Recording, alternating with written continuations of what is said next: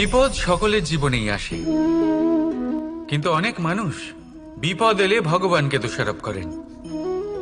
বলেন যে আপনি আমাকে রক্ষা কেন করছেন না?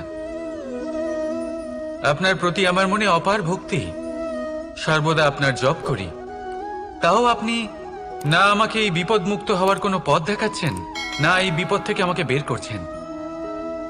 এবার এটা হলো আপনার ভাবনা, আপনার দৃষ্টিভঙ্গি। এবার আমি বলি সত্যিটা আসলে কি। সত্যি হলো এটাই যে ঈশ্বর সবসময় আপনার সাথেই আছেন, থাকবেন। দেখুন সেই বীজের দৃষ্টিভঙ্গির দ্বারা যে মাটির নিচে চাপা পড়ে আছে, তাকে পরিণত হতে হবে এক বিশাল সুন্দর বৃক্ষে। তা তখনই হবে যখন তা ভাঙবে, ভাঙবে তখনই যখন সে উত্তাপ পাবে। উত্তাপ কোত্থেকে পাবে? সূর্যের তাপ থেকে। সূর্যের তাপ থেকে ধরিত্রীও বাঁচতে পারে না, তাকে তা সহ্য করতেই হয়। আর যখন এই ধরিত্রী আর এই বীজ এই দুই তপ্ত হয়ে যায়, তখনই এই প্রকৃতি বর্ষা আনে। আর সেই বর্ষার জলেই এই বীজ এক সুন্দর বৃক্ষে পরিণত হয়। আছেন তো ঈশ্বর আমাদের সাথে সব সময়। সেইভাবেই আপনার জীবনে যদি কোনো বিপদ আসে, কোনো সংকট আসে, তার মানে এটা নয় যে আপনারই কোনো পাপের শাস্তি আপনি পাচ্ছেন। হয়তো ভবিষ্যতে আপনাকে একটা সুদৃঢ় কাঠামো হতে হবে, তার প্রয়োজন আছে। তাই এটা হলো তার ভিত। যতটা শিখবেন, যতটা শক্তিশালী হবেন, ততটাই দৃঢ় কাঠামো হবেন। নিশ্চয়ই দেখেছেন, অলংকার বানাবার পূর্বে সোনাকেও অনেক রকম পরীক্ষা দিতে হয়, আগুনে তপ্ত হতে হয়।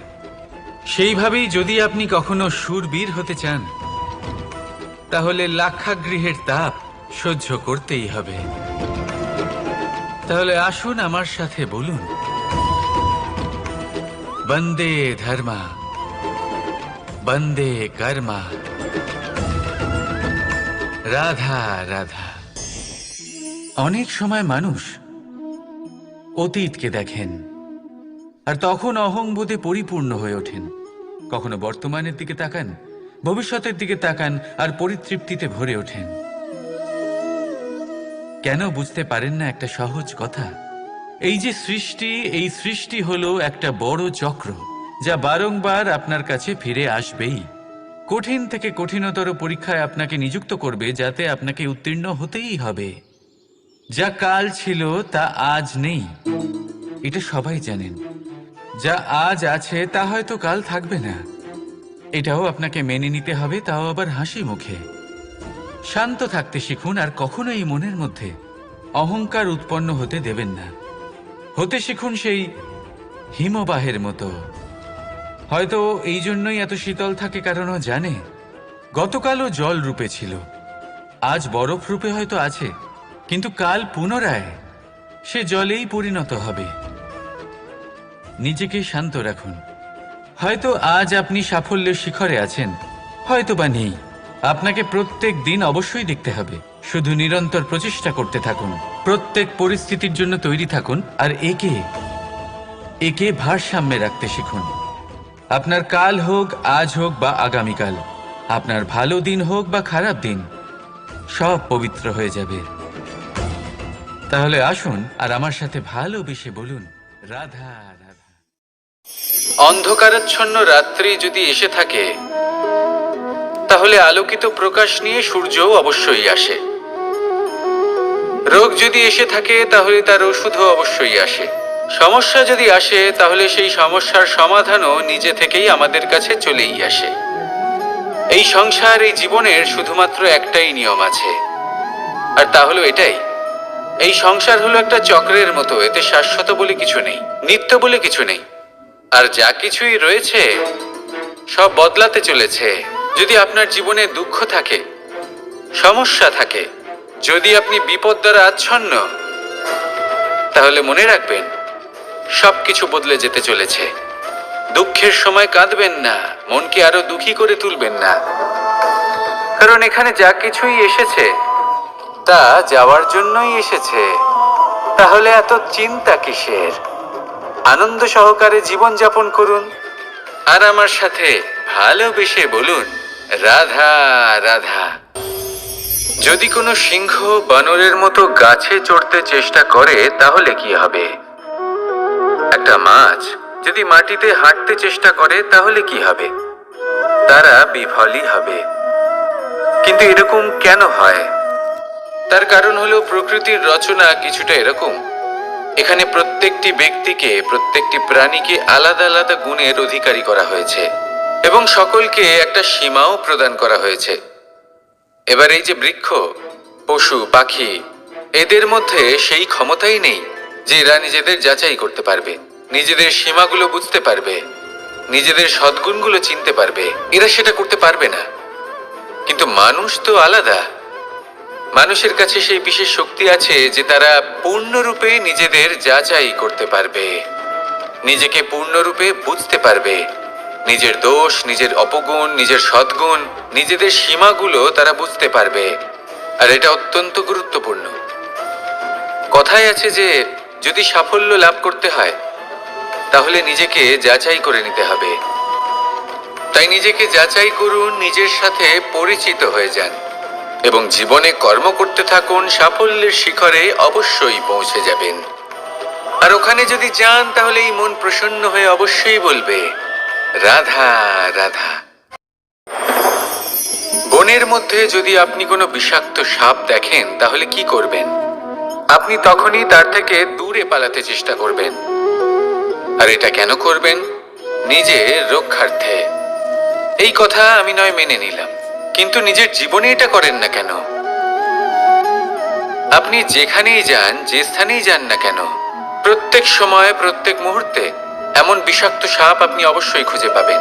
আর সেই সাপ নয় যাদের আপনি বনে খুঁজে পাবেন। এরা হলো সেই সাপ যা আপনাকে পাপ করতে বাধ্য করবে।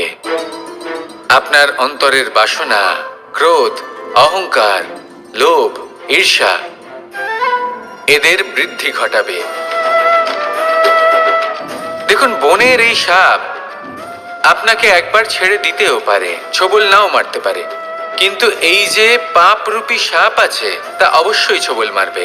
কর্ম যদি করেন তাহলে অবশ্যই ফল পাবেন। সেই জন্য যখনই কোথাও যাবেন, যদি এমন কাউকে দেখেন, যদি এমন কিছু দেখেন যে আপনাকে পাপ করতে বাধ্য করছে, তাহলে সেই মুহূর্তে সেখান থেকে পালিয়ে যান। যেমন বনের সাপ দেখে আপনি পালাতে থাকেন। সৎকর্মের রক্ষা অত্যন্ত আবশ্যক। আসুন আর আমার সাথে ভালোবেসে বলুন, রাধা রাধা। মনুষ্য জীবনের সব থেকে বেশি গুরুত্বপূর্ণ বিষয় হল মনের একাগ্রতা। এই সংসারের যে কটি মহান কার্য সম্পাদন হয়েছে তা হল মনের এই একাগ্রতার একমাত্র ফল। আপনি অবশ্যই দেখে থাকবেন, অনেক ছোট বড় নদী যা বয়ে চলে তাদের সামনে একটা বাঁধ নির্মাণ করা হয় সেই সব নদীর জল সঞ্চয় করতে। বাঁধ হয়ে গেলে প্রয়োজন মতো বা মনের ইচ্ছে মতো তাকে ব্যবহার করা সম্ভব। এবার এটাই আমাদের মনের সাথেও সম্ভব। আমাদের মনের একাগ্রতা আজকের দিনে দাঁড়িয়ে বিভিন্ন ধরনের বিকার, ক্রীড়া এবং ভোগের মধ্যে ভাগ হয়ে গেছে। একে একত্রিত করতে হবে, একটা বাঁধ নির্মাণ করতে হবে, কর্মের বাঁধ। আপনাকে শুধু এটাই করতে হবে, যেটা উচিত কর্ম সেটাই করুন, যেটা অনুচিত কর্ম সেটা করা থেকে নিজেকে বিরত রাখুন। ব্যাস, এই কাজটাই আপনি করতে থাকুন, করতে থাকুন। মনের মধ্যে একাগ্রতার বাঁধ নির্মাণ করুন। আর একবার যদি তা নির্মাণ হয়ে যায় তাহলে যখন চাইবেন, যেখানে চাইবেন, যতটা চাইবেন একাগ্রতা প্রয়োগ করতে পারবেন। আর একবার যদি আপনি এটা শিখে যান তাহলে এই সংসারকে বদলে ফেলার মতো কাজ আপনি করতে পারবেন, সমাজকে শোধরাবার মতো কাজ করতে পারবেন। তাহলে এই মনকে একাগ্র করুন আর আমার সাথে ভালোবেসে বলুন, রাধা রাধা। আমরা সবাই ফল খাই, কিন্তু আমাদের সেই ফলই প্রিয় হয় যে পরিপক্ক হয়ে ওঠে, যেটা নম্র হয়, আর যে ফল অনেক বেশি মিষ্টি আর সুস্বাদু হয়ে থাকে, যাদের রঙে বাহার দেখা যায়। সেইভাবে জীবনে আমরা নানান মানুষের সাথে পরিচিত হই, কিন্তু সেই মানুষই আমাদের মন ছুঁয়ে যায় যারা বিনম্র স্বভাবের, যাদের বাণী খুব মধুর, যাদের অন্তরে আত্মবিশ্বাসের একটা তেজ, একটা রং দেখা যায়। এবার এমন ব্যক্তি আমরা কি করে হব? ঠিক সেইভাবেই যেমন একটা ফল রোদ, বর্ষা, শীত, বায়ু এই সকল সংকটময় পরিস্থিতির সম্মুখীন হয়ে পরিপক্ক হয়ে ওঠে, সেইভাবেই মানুষ সংকটময় পরিস্থিতির সম্মুখীন হয়ে পরিপক্ক হয়ে ওঠেন। যদি এই সংকটের সম্মুখীন হন তাহলে অভিজ্ঞ হবেন, আর এই অভিজ্ঞতাই শিক্ষা দিয়ে যাবে। এই অভিজ্ঞতা আমাদের শিখিয়ে দেয় যে আমাদের বিনম্র থাকতে হবে। অহংকার করে কোনো লাভ নেই। মধুর বাণীর যে কি মূল্য তা আমরা শিখতে পারি। এই অভিজ্ঞতাই আমাদের বুঝিয়ে দেয় যে উচিত অনুচিত কোনটা আমাদের দৃষ্টিভঙ্গি তৈরি করে, আর এই দৃষ্টিভঙ্গি দ্বারা আত্মবিশ্বাস জাগ্রত হয়। সেই জন্য জীবনে কখনো বিপদ থেকে দূরে পালাবেন না, সেগুলোর সম্মুখীন হন, অভিজ্ঞতা লাভ করুন, তার থেকে শিক্ষা লাভ করুন, এইভাবেই পরিপক্ক হবেন। আসুন আমার সাথে ভালোবেসে বলুন, রাধা রাধা। ধন সঞ্চয় করা সম্ভব, আর সেই জন্য ধন সব থেকে বেশি মূল্যবান সম্পত্তি নয়। এবার আপনি বলবেন, এ আমি কি বলছি? এই ধন খুব মূল্যবান, আমরা সকলে অর্জন করতে ব্যস্ত। সেটা এই কারণে, কারণ আপনারা জানেন না এই সংসারের সব থেকে বেশি মূল্যবান সম্পত্তি কি। এ হলো সেই সম্পত্তি যা কখনো সঞ্চয় করা সম্ভব নয়। আপনার কাছে যতই ধন থাকুক তা দিয়ে আপনি স্বাস্থ্য লাভ করতে পারেন, বাড়ি কিনতে পারেন, আদি ইত্যাদি, কিন্তু আপনি যতই ধনী হন না কেন, ফেলে আসা দিনের একটা মুহূর্ত আপনি লাভ করতে পারবেন না।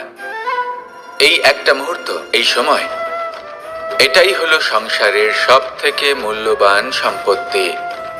একবার চলে গেলে তা কখনোই ফিরে আসে না।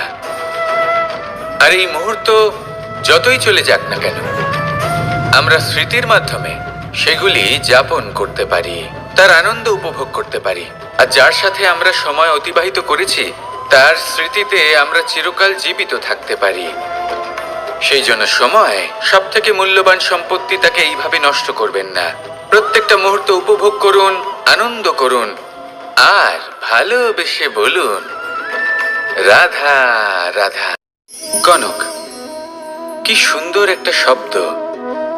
এর অনেকগুলো রূপ রয়েছে, অনেকগুলো অর্থও রয়েছে। প্রথম অর্থ হলো স্বর্ণ, অর্থাৎ সম্পত্তি। দ্বিতীয় অর্থ ধুতুরা, অর্থাৎ গাছের ছোট একটা বীজ, যা কিনা অত্যন্ত শক্তিশালী হয়। যদি বেশি মাত্রায় এর প্রয়োগ করা হয় তাহলে এটা বিষময় হয়ে উঠতে পারে। এই হলো সেই ধুতুরা যার প্রয়োগ মহাদেবের পুজোতে করা হয়। এবার প্রশ্ন হলো এটাই যে এই স্বর্ণ এবং এই ধুতুরার মধ্যে মিল কি রয়েছে। মিল হলো এটাই যে এই দুটোই মানুষকে মত্ত করে তোলে। ধুতুরা মানুষকে তখন মত্ত করে যখন তাকে সেবন করা হয়, কিন্তু স্বর্ণ, ধন, সম্পত্তি, মানুষ এটা যতটাই অর্জন করে নেয় সেটাই যথেষ্ট। এই স্বর্ণ মানুষের ভাবনা চিন্তা করার ক্ষমতাকে বশ করে ফেলে। মানুষ সম্পত্তির লোভে মত্ত হয়ে ওঠে, কারণ যে যত চমৎকারী, যতটা অমূল্য হয় তাকে সামলানো কিন্তু ততটাই কঠিন, তাই না? তাই মনে রাখবেন, ধন, স্বর্ণ, সম্পত্তি এগুলো ধুতুরার থেকেও অনেক বেশি বিষাক্ত হতে পারে। তাই এর ওপর আত্মসংযমের একটা কবচ পরিয়ে রাখবেন এবং বিবেকের শক্তির সাথে এগুলো প্রয়োগ করুন, তবেই কল্যাণ হবে। আসুন আমার সাথে ভালোবেসে বলুন, রাধা রাধা। মানুষের জীবনে তিনটি গুণ অত্যন্ত প্রয়োজনীয়: শ্রদ্ধা, বিনম্রতা, যোগ্যতা। যদি জ্ঞান লাভ করতে চান তাহলে শ্রদ্ধার প্রয়োজন, যদি মান লাভ করতে চান তাহলে স্বভাবে বিনম্র হওয়া প্রয়োজন, আর যদি মনোবাঞ্ছিত স্থান লাভ করতে চান তাহলে যোগ্যতার প্রয়োজন। বিষয়টা সহজ। শ্রদ্ধা আপনাকে জ্ঞান দেবে, নম্রতা আপনাকে মান, আর যোগ্যতা উচিত স্থান দেবে। কিন্তু যদি আপনি এই তিনটি গুণ সম্মিলিত করেন তাহলে এমন কিছু লাভ করবেন যা এই সব কিছুর থেকে অনেক ঊর্ধ্বে। সম্মান। আর এ হলো সেই সম্মান যা প্রত্যেক মানুষের নিজের জীবনে লাভ করতে চেষ্টা করা উচিত, কারণ এই হলো সেই সম্মান যার কারণে আপনি চলে যাওয়ার পরেও এই সংসার আপনাকে ভালোবাসবে আর মনে রাখবে। আসুন আমার সাথে ভালোবেসে বলুন, রাধা রাধা। জীবনে গতি অত্যন্ত গুরুত্বপূর্ণ, মতিও হলো গুরুত্বপূর্ণ, এবং তার থেকেও বেশি গুরুত্বপূর্ণ হলো সঙ্গতি। একটা জলের ফোঁটা, তার মধ্যে গতি থাকে, প্রকৃতির মধ্যে তা লাভ করার ইচ্ছে নিহিত থাকে, কিন্তু এই যে সঙ্গতি, তা নির্ধারিত করে যে এই জলের ফোঁটা ঝিনুকের মুখে পড়ে মুক্তোতে পরিণত হবে, নাকি বিষাক্ত সাপের মুখে পড়ে বিষে পরিণত হবে।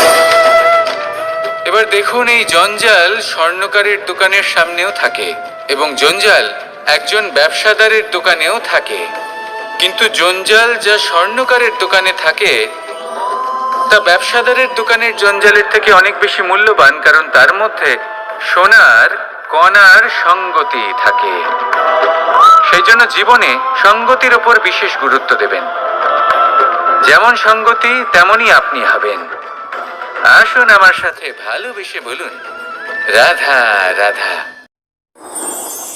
প্রত্যেক প্রাণী ভালোভাবে জীবন যাপন করতে চান, এটা তাদের স্বভাবে আছে এবং ভাবাটা অনুচিত নয়। কিন্তু একটা ভালো জীবনের গুরুত্বপূর্ণ অংশ কোনটা? বসবাসের স্থান, সেই স্থান যেখানে আমরা জীবন অতিবাহিত করি। এবার মানুষ ভাবতে পারেন যে একটা ভালো বাসস্থানের অর্থ কি? সেই স্থান যেখানে সহজে জল পাওয়া যায়, যেখানে শুদ্ধ বায়ু পাওয়া যায়, যেখানে আনাজ উৎপন্ন হয়। এটা জীবনযাপনের জন্য পর্যাপ্ত বটে, কিন্তু ভালো জীবনযাপনের জন্য আরও একটা কথা আপনাকে বুঝতে হবে। সাধু, জ্ঞানী, পণ্ডিত ব্যক্তি, এই সকল মহাপুরুষ, এনাদের যে বাসস্থান তা অত্যন্ত বিশেষ হয়। এখানে এক ধরনের বিশেষ ইতিবাচক শক্তি থাকে, এমন একটা স্থান যেখানে দেবতারাও বিচরণ করেন। জীবন আমরা সবাই যাপন করি, কিন্তু জীবনের উদ্দেশ্য শুধুমাত্র জীবন যাপন করা নয়। জীবনের উদ্দেশ্য হলো মুক্তি লাভ করা। আর এই সকল সাধু, জ্ঞানী, পণ্ডিত ব্যক্তি, এই সকল মহাপুরুষ আপনাকে মুক্তির পথে নিয়ে যেতে পারেন, কারণ এরা হলেন সেই মহাপুরুষ যারা নিজেদের অন্তরের বিকার, অহংকার, ক্রোধ, বিদ্বেষ, এই সকল দোষগুলিকে ত্যাগ করেছেন, এদের ওপর বিজয় লাভ করেছেন। এমনই একজন ব্যক্তি আপনাকে মুক্তির পথে নিয়ে যেতে পারে। প্রয়োজন হলো শুধুই এনাদের চিনতে পারা, এদের কথা বুঝতে পারা এবং এদের দেখানো পথে চলা। যদি আপনি এটা করতে পারেন, তাহলে এই মন প্রফুল্ল হয়ে বলবে, রাধা রাধা। আমি এখানে একা এই বনে বসে আছি, বাঁশি বাজাচ্ছি। কার জন্য? কে আছেন এখানে? কেউ নেই। আমার প্রজা, আমার রাজ্য, আমার পরিবার আমার থেকে অনেক দূরে আছেন। আমি এখানে একা এই বনে বসে এই আকাশের এই রঙের, গাছের এই সব ফলের, মাটির সুবাসের আনন্দ উপভোগ করছি। কেন? আমি হলাম দ্বারকাধীশ। এমন কি রাজকীয় বা ভৌতিক সুখ রয়েছে যে আমি ওখানে পেতে পারি না? সবকিছুই পেতে পারি, তাও এখানে বনে একা বসে আছি। কোন সুখ খুঁজে চলেছি? একা থাকার সুখ। আমরা প্রত্যেক দিন অনেক মানুষের সাথে, চিন্তাধারার সাথে, কর্মের সাথে, পরিস্থিতির সাথে, সুখ দুঃখের দ্বারা বেষ্টিত থাকি। জীবনের এই চক্রে আমরা জড়িয়ে পড়তে থাকি। যতই আমরা এই সমস্যার সমাধান করি, আমরা ততই এতে জড়িয়ে পড়ি। আমরা এতটাই জড়িয়ে পড়ি যে যখন আমরা আয়নায় নিজেদের দেখি, তখন আমরা নিজেদের চিনতেই পারি না। এমন মনে হয় যেন আমরা নিজেদের হারিয়ে ফেলেছি। সেই জন্য প্রত্যেক দিন আপনি কিছু সময় নিজের সাথে কাটান একান্তে। এটা অত্যন্ত আবশ্যক। নিজের অস্তিত্বের গভীরে গিয়ে দেখতে শিখুন, নিজেকে বুঝুন। অদ্ভুত শান্তির অনুভূতি হবে। যেমন এই বায়ু, এই বৃক্ষ, এই পুষ্প, এই নিসর্গ, এদের মতো আপনিও কখনো একলা হতে শিখুন। কখনো নিসর্গের একটা অংশ হয়ে দেখুন। এই মন প্রসন্ন হয়ে বলবে, রাধা রাধা। ওমা, এ কি? আমি কখন থেকে এখানে অপেক্ষা করছি, হাত পেতে দাঁড়িয়ে রয়েছি যাতে একটা ফল আমার হাতে এসে পড়ে এবং সেটা আমি খেতে পারি। কখন থেকে অপেক্ষা করছি, কিন্তু সেটা হচ্ছেই না। এবার আপনি বলবেন যে এসব কি বলছি, এ কি অদ্ভুত কথা বলছি। যদি ফল খেতে হয় তাহলে আমাকে বৃক্ষে চড়তে হবে, ফলের কাছে পৌঁছতে হবে, তবেই তো ফল পাবো। এবারে এটা অত্যন্ত সহজ ব্যাপার, কিন্তু এই বিষয়টা আপনি নিজের জীবনের প্রসঙ্গে ভেবে দেখুন। লক্ষ্য কোথায় আছে আপনি জানেন, সেই লক্ষ্যে পৌঁছানোর পথ কি সেটাও আপনি জানেন, সেই পথে চলার ক্ষমতাও আপনার রয়েছে, কিন্তু তাও আপনি নিজের লক্ষ্য লাভ করতে পারছেন না। কেন? কারণ আপনি অপেক্ষা করছেন যে লক্ষ্য আপনার সামনে চলে আসবে, কিন্তু তা হয় না। লক্ষ্য সে যাই হোক না কেন, ধন হোক, প্রেম হোক, কোনো সম্মান হোক বা মোক্ষ হোক, যদি আপনি তার দিকে অগ্রসর না হন তাহলে ফল প্রাপ্তি অসম্ভব ব্যাপার, তা কোনোদিনই হবে না। সেই জন্য আপনার চোখের সামনে আপনি যদি নিজের লক্ষ্যকে দেখতে পান তাহলে উঠুন এবং সেই দিকে অগ্রসর হতে শুরু করুন। নিজের অন্তরের সকল অশুভ গুণ দূর করুন, অলসতা ত্যাগ করুন, অজ্ঞানতা ত্যাগ করে দিন এবং চলতে থাকুন। অবশ্যই মনোবাঞ্ছিত ফল লাভ করতে পারবেন। মনে রাখবেন, চলতে থাকলে তবেই লক্ষ্য প্রাপ্তি হবে। অপেক্ষার দ্বারা শুধুমাত্র মৃত্যু লাভ হবে। আসুন আমার সাথে ভালোবেসে বলুন, রাধা রাধা। আমি দ্বারকাধীশ এবং আমার সভাতে বিভিন্ন সময় বিভিন্ন ধরনের মানুষ আসেন, নিজেদের দাবি নিয়ে, নিজেদের ইচ্ছে নিয়ে। কখনো কেউ ভোজন চান, আবার কখনো কেউ ওষুধ, কখনো কেউ বস্তু চান, কেউ আবার চান বস্ত্র। কারোর জ্ঞান চাই, কারোর ধন চাই, আবার কারোর বাসস্থান। অনেক সময় আমি এই অনুরোধ, এই ইচ্ছে পূর্ণ করি না। এবার আপনি এটা ভাবতেই পারেন যে কৃষ্ণ তো তাহলে লোভী, ওর কাছে তো সবকিছুই রয়েছে, তারপরেও সে নিজের প্রজার ইচ্ছে পূর্ণ করে না, তাদের সমস্যাগুলি বুঝতে পারে না, তাদের সুখ স্বাচ্ছন্দ্য প্রদান করে না। আসল সত্য হলো এটাই যে কোনো সবল ব্যক্তি, যে কোনো গৃহস্থ ব্যক্তি যে কাজ করতে সক্ষম, তার পরিশ্রম দ্বারাই নিজের প্রয়োজনগুলি এবং ইচ্ছেগুলি পূরণ করা উচিত। এটা অত্যন্ত প্রয়োজনীয়, আর এগুলো তিনি করতে পারেন শিল্প, ব্যবসা, আচরণ অথবা জ্ঞানের ভিত্তিতে। এই পথে চলতে হবে, পরিশ্রম করতে হবে, তবেই সে কিছু অর্জন করতে পারবে। এবার এমন কোনো ব্যক্তি যার এই সব কিছুতে কোনো রুচি নেই, যে কিছুই করতে চায় না, সে কিছুই অর্জন করতে পারবে না। এবার এরকম কোনো ব্যক্তিকে যদি আমি কোনো বস্তু প্রদান করি তাহলে কি হবে? সে পরাধীন হয়ে যাবে, আর সেটা উচিত হবে না। তাহলে কি করা উচিত? তাকে পথ দেখানো, তাকে বোঝাতে হবে যে কোন পথে চলে তুমি নিজের লক্ষ্য প্রাপ্ত করতে পারবে। শিল্প, জ্ঞান, আচরণ এবং ব্যবসা, এই পথে কিভাবে চলে সেটা শেখাতে হবে, আর আমি সেটাই করি। তার ফলে কি হয়? ব্যক্তি স্বাধীন হয়ে যায়। সংসারে সে যা চাইবে তাই প্রাপ্ত করতে পারবে, কখনো কারোর থেকে কিছু চাইবার প্রয়োজন পড়বেই না। এই কথাটা সবসময় মনে রাখবেন। যখনই দান করবেন তা ভাবনা চিন্তা করে এমন ভাবে দান করবেন যাতে সামনের ব্যক্তি স্বাধীন হতে পারেন, পরাধীন নয়। আসুন আমার সাথে ভালোবেসে বলুন, রাধা রাধা। করতে শিখুন। পাণ্ডবরা বন থেকে এসেছিলেন। ওনাদের কাছে না কোনো ধন ছিল, না কোনো সম্পদ, না বিদ্যা। নিজের পরিশ্রমের দ্বারা ওনারা বিদ্যা অর্জন করেছিলেন, আর তার দ্বারাই সম্পদ অর্জন করলেন আর ধনও অর্জন করলেন। এই পাণ্ডব ছিলেন অত্যন্ত কুশল এবং শক্তিশালী। যুধিষ্ঠির নিজের পরিশ্রম দ্বারা এমন জ্ঞান অর্জন করেছিলেন যে এই সংসার ওনাকে ধর্মরাজ যুধিষ্ঠির অভিহিত করেছিল। দেখতে গেলে পাণ্ডবদের কাছে সবকিছুই ছিল, কিন্তু যখন বিষয় এলো আরো ধন লাভ করার, তখন যুধিষ্ঠির, যিনি পাণ্ডবদের মধ্যে জ্যেষ্ঠ, তিনি সকল পাণ্ডবদের সাথে দ্যুতক্রীড়ায় অংশগ্রহণ করে ফেললেন। এর ফলে না শুধু ধনলক্ষ্মী, ধর্মলক্ষ্মী, বিবেক লক্ষ্মীকেও হারালেন, আর শুধু তাই নয়, নিজের গৃহলক্ষ্মী দ্রৌপদীকেও হারিয়ে ফেললেন। এর কারণ কি?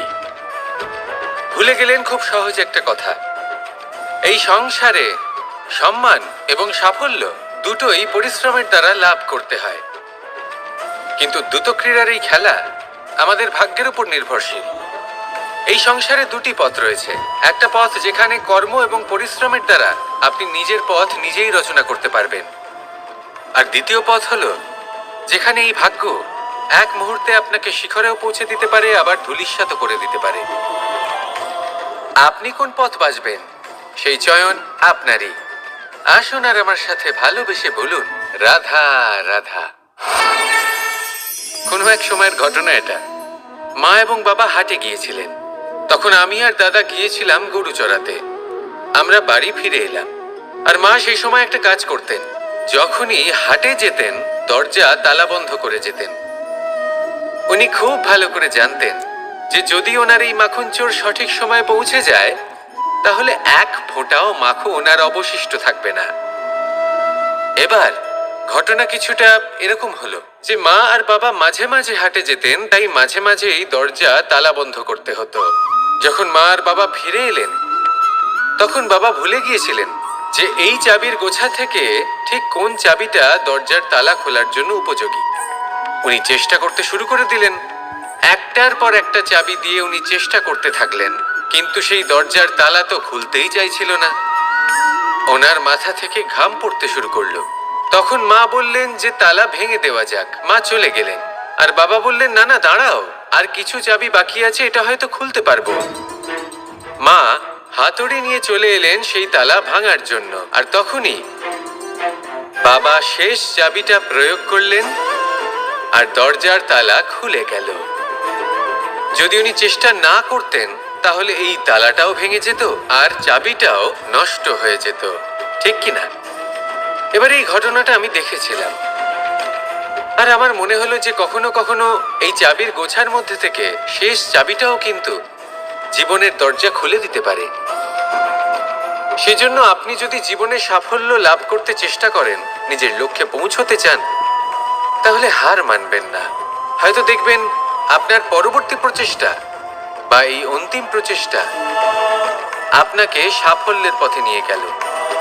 তাই নিরন্তর প্রচেষ্টা করতে থাকুন, জীবনে সাফল্য লাভ করুন। যজ্ঞের আগুনকে শুভ বলে মনে করা হয়, আর সেখানেই চিতার আগুনকে অশুভ মনে করা হয়। এমনটা কেন হয়? এখানে বিষয়টা হলো লক্ষ্য, বিচার এবং সঙ্গের।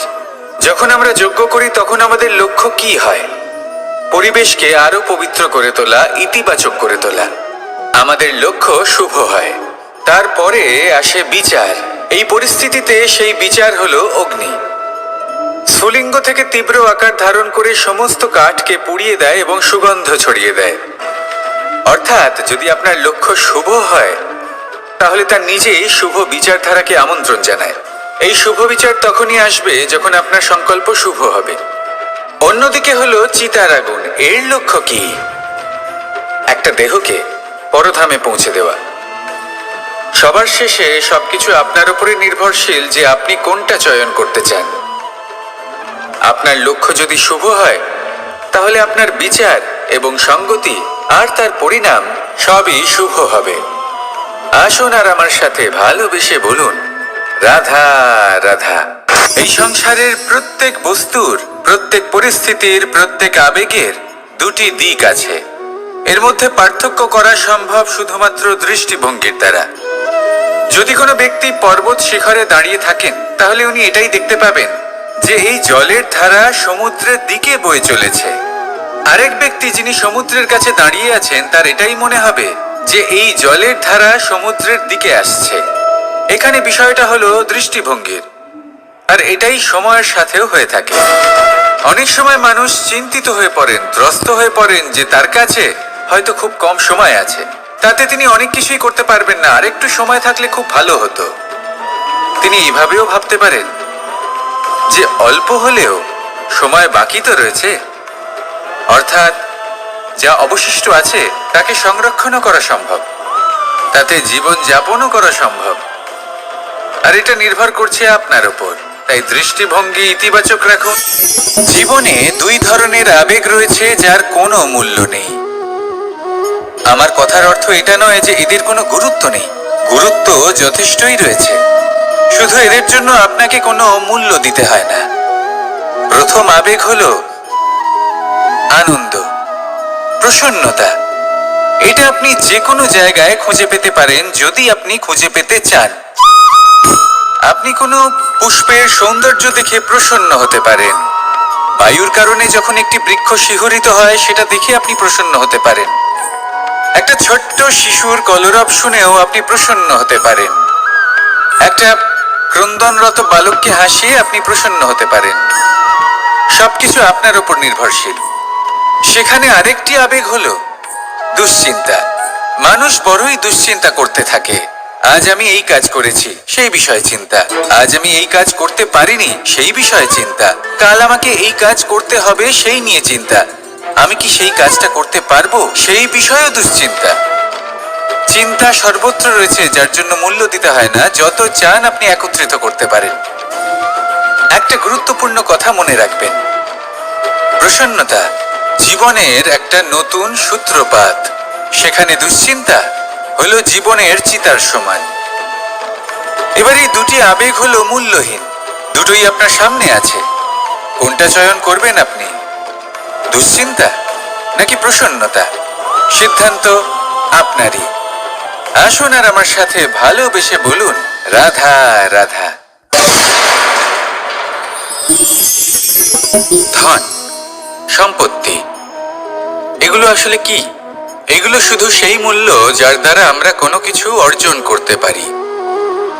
এবার এই ধনের দ্বারা এই সংসারে অনেক কিছু লাভ করা সম্ভব, কিন্তু সেই সব কিছুই শুধুমাত্র ভৌতিক বস্তুই হবে, ভৌতিক সামগ্রী, ভৌতিক সুবিধা। অর্থাৎ আপনার কাছে যতই ধন থাকুক, তা আপনাকে শান্তির ঘুম এনে দিতে পারবে না, আপনাকে জীবনের বাস্তব সুখের অনুভূতি লাভ করাতে পারবে না। কারণ এগুলো ভৌতিক ধন, এই ভৌতিক বস্তুই অর্জন করাতে সক্ষম। বাস্তবিক ধন কি? যদি এই প্রশ্ন আপনার মনে আসে, তাহলে তার উত্তর আমি আপনাকে দেব একটা উদাহরণের মাধ্যমে। কখনো আপনি শুনে থাকবেন যে একজন পিতা আজীবন অনিষ্ট করেন, অনর্থ করেন, খারাপ কাজ করেন শুধু ধন অর্জনের জন্য। তিনি ভাবেন যে আমি ধন অর্জন করব আর নিজের সন্তানকে একটা উজ্জ্বল ভবিষ্যৎ প্রদান করব, একটা সুখ স্বাচ্ছন্দ্যময় জীবন দান করব।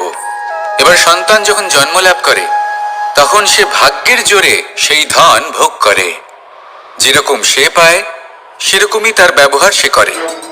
কখনো আপনি এটাও দেখে থাকবেন যে সেই সন্তান সমস্ত ধন নষ্ট করে ফেলে, আর সেই পিতা যিনি সমস্ত ধন সঞ্চয় করেছেন, যিনি সেই ধনের প্রভু, আজ সেই ধনের প্রহরী হয়ে রয়েছেন। এবার এরকম কেন হয়?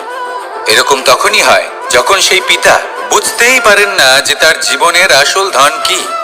সেই আসল ধন তার সন্তানকে সে দিতেই পারে না।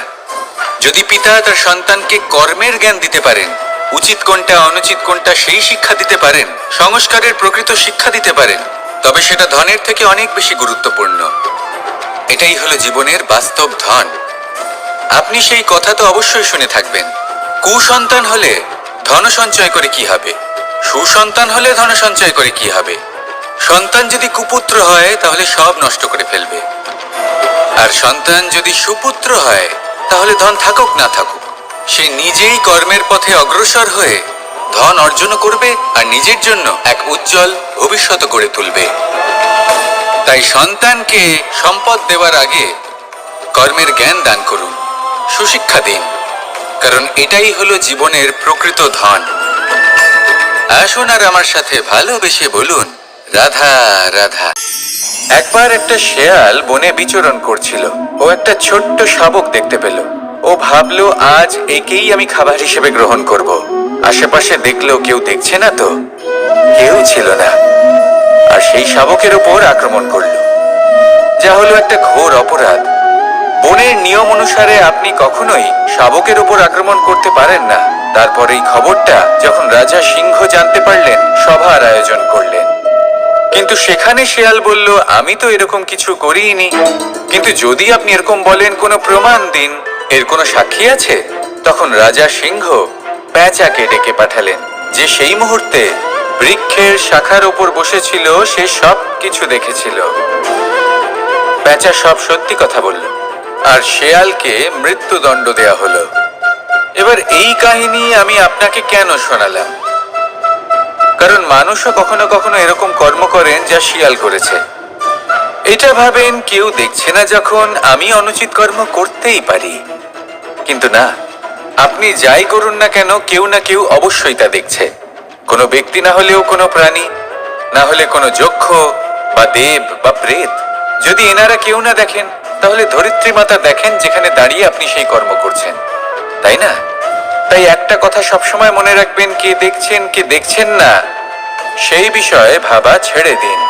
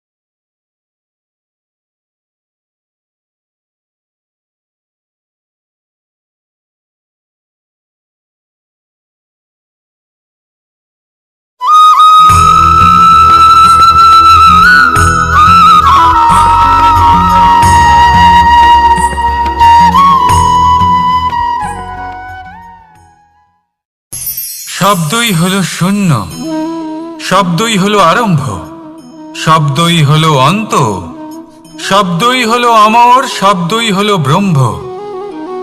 এই শব্দ হলো অত্যন্ত বিশেষ।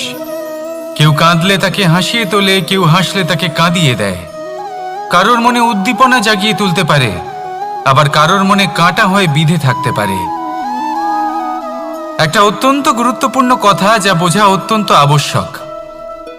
আপনার মন, আপনার হৃদয় যতই শুদ্ধ হোক না কেন, যতই পবিত্র হোক না কেন, আপনার দৃষ্টিভঙ্গি যতই স্পষ্ট হোক না কেন, যদি আপনার কথা পবিত্র না হয়, যদি আপনার শব্দ শুদ্ধ না হয়, তাহলে তা আপনাকে আপনার কর্মফল ভোগ করতে বাধ্য করবেই। একটা সহজ উদাহরণ দিই। আপনার জীবনে এমন কেউ অবশ্যই থাকবেন যাকে আপনি পছন্দ করেন না, যিনি হয়তো অধর্মী মানুষ, যিনি হয়তো দুর্বুদ্ধি সম্পন্ন মানুষ, কিন্তু তার জন্য অপশব্দ প্রয়োগ করলে তার মধ্যে কোনো পরিবর্তন আসবে না। তার মানসিকতা বদলাবে না, শুধু মনে প্রতিশোধ স্পৃহা জেগে উঠবে, মনে হিংসা জাগবে, আর কিচ্ছু নয়। সেই জন্য নিজের শব্দকে নিয়ন্ত্রণ করুন, নিজের কথা সংযত করুন। শ্রেষ্ঠ থেকে শ্রেষ্ঠতর মানুষকেও সাবধানী হতে হয়, কারণ যদি এই শব্দের প্রয়োগ সঠিক না হয় তাহলে আজীবন মানুষকে নির্বাক হয়ে থাকতে হতে পারে। তাহলে নিজের শব্দ নিয়ন্ত্রিত রাখুন, নিজের কথাকে শুভ করুন, এতে প্রেমবোধ জাগিয়ে তুলুন, আর সেই প্রেমবোধ নিয়েই বলুন রাধা রাধা।